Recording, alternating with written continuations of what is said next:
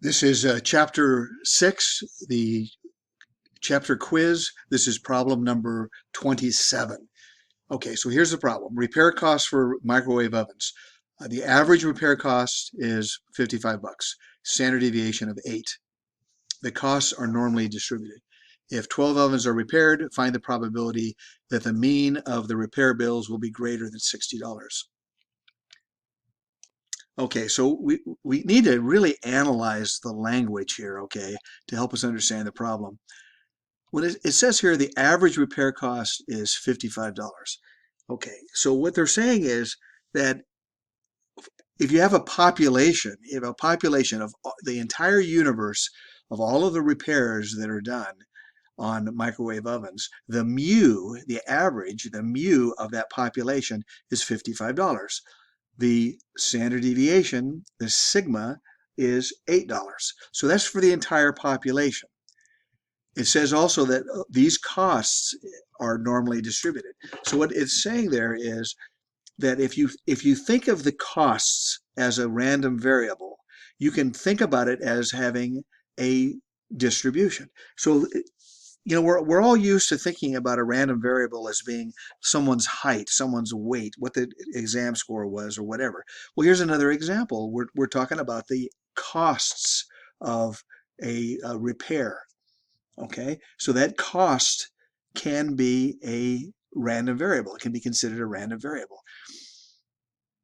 Now, I'm going to do a video about this someday, but some of you may say, well, wait a second, how is that a random variable? Once you get the bill, it's not random anymore. It's determined. It's not a probability. There's no randomness there. It's already determined. Well, that's true, but the random part, the random variable part, comes from the fact that you are randomly choosing that particular example or that particular unit that you're going to be looking at. That's where the randomness comes in. In any event, let's consider the cost as being a random variable. It has a distribution. The average, or the mu, is $55. The standard deviation, the sigma, is $8, and this distribution is normally distributed. Okay? We're going to take a sample. We're going to take a sample of 12 ovens. Then we're going to look at the mean of those 12. So that's what you have to put in here. You have to think about this. The probability that the mean of the repair bills for these 12 guys, these 12 ovens here, what's that probability? So the mean of these 12 ovens, well, the mean can also be considered a random variable. Why not? There's no reason to not consider it a random variable. So the mean is a random variable, and we want to know what's the probability of the mean of these 12 ovens repairs. What's the chances of that being greater than $60? Okay, so that's what's going on here.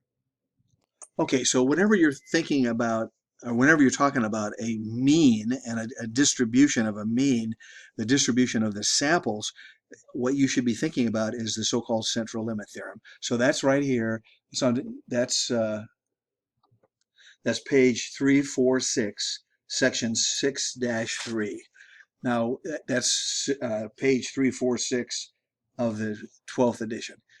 All right, so here's the central limit theorem. I'll let you read that yourself. But this is the way you should analyze these problems is, when you read the problem and you're talking about sample means, your response should be in your mind, hey, I'm talking about the central limit theorem.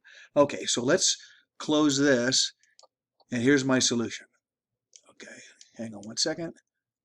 All right, so here's my solution. Chapter 6, number 27.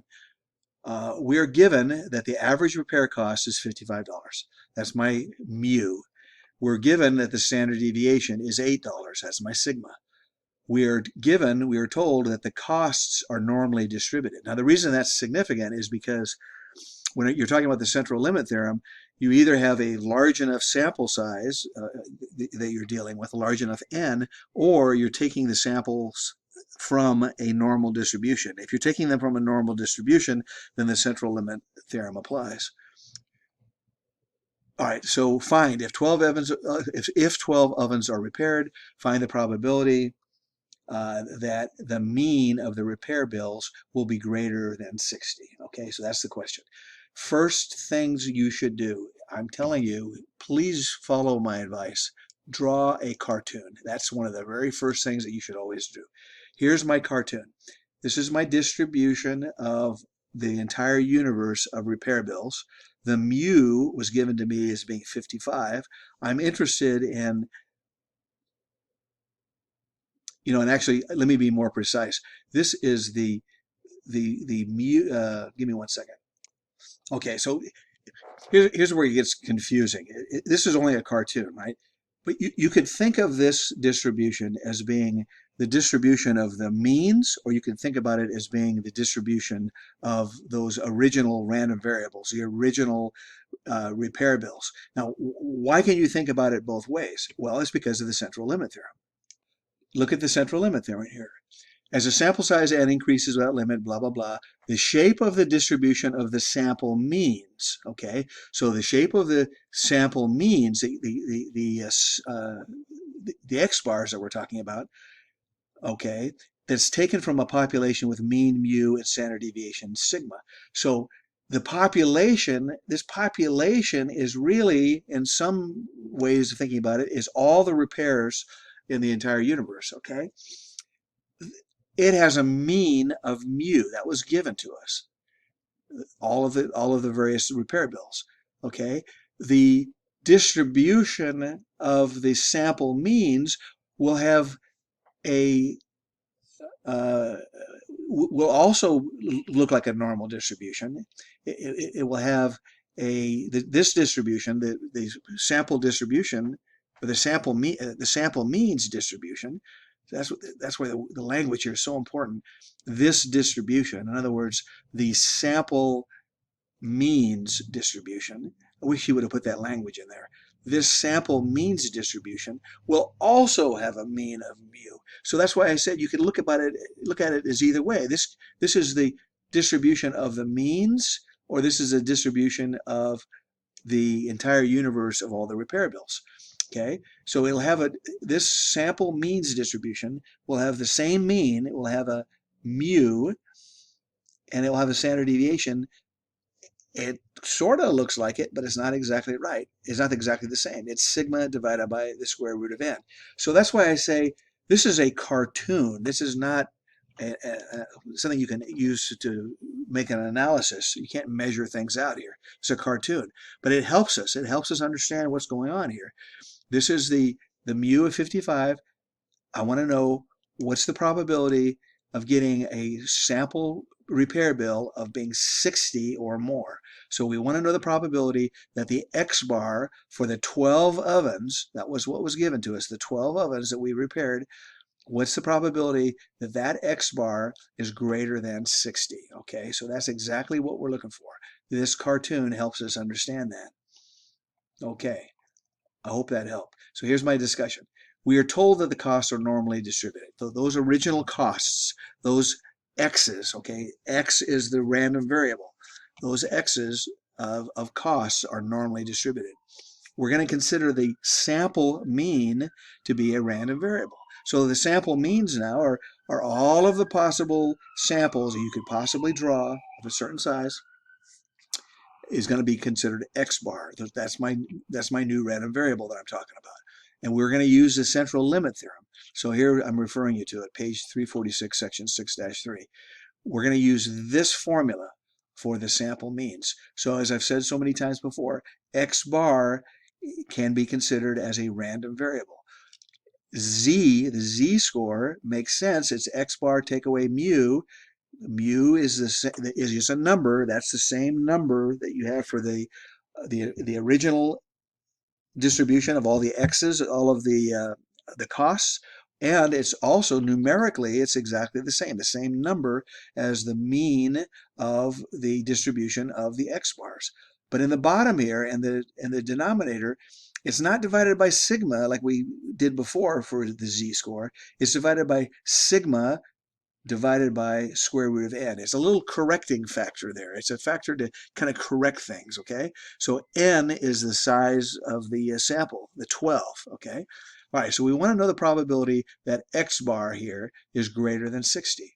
So That was my cartoon right up here. That was my cartoon. Okay.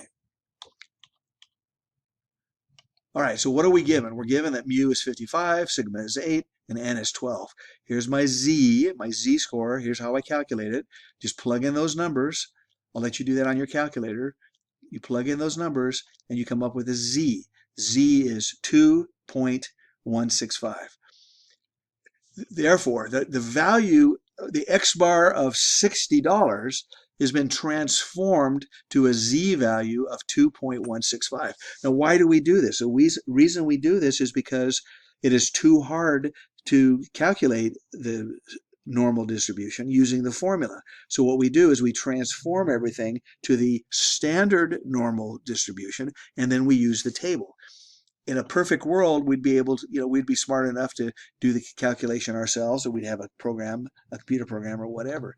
But in what we normally do, at least at this stage of our education, is we use the table E. It's in the back of your book. Okay, so now let's do another cartoon here. Here's the cartoon for the Z value. The Z value that I just calculated, 2.165, this is the desired area. I want to know what's the probability that my X bar is going to be over here. It's going to be more than the $60, and then transformed, it's equivalent to saying what's the probability that the Z value is greater than 2.165. So it's just transformation that you're doing. Okay, so we look at table E. Z of 2.165 gives us an area to the left. Now you remember how that table works. The table always gives you the area to the left. So 2.165 gives us an area to the left of 2.165 of 0.9850. Now, the table, it doesn't go that many digits, so I had to round it off. So 2.165, I rounded it up to 2.17. So 0.9850 is to the left of 2.17. Well, if 0.9850 is to the left of this Z value that I just calculated, then what's to the right? Well, you just subtract. 1 subtract 0.9850. So that means that it's 0.015 is to the right of 2.17. And again, remembering that this Z value corresponds to the X bar value of $60, okay? Hence, the probability that the average cost of the 12 oven repair bills that is greater than $60 is this number right here, is the 0.015. That's the probability, 0.015. Or if you prefer, you can think about it in terms of percentages, and you'd say, well, that's a 1.5% chance that the average costs for these 12 guys that you sampled, you sampled those 12, you did the repairs, you figured out what the X bar was. The probability that it's greater than $60 is 1.5%. Okay, now this is a metaphor, as I've said so many times. I know you don't care about the cost of oven repairs, okay? But this exact same analysis is done for many other types of problems, but this is just one that's easy for us to get our arms around. So pay attention to this. I hope this helps you, and I will help you more if you send in a request. I'm happy to do these problems.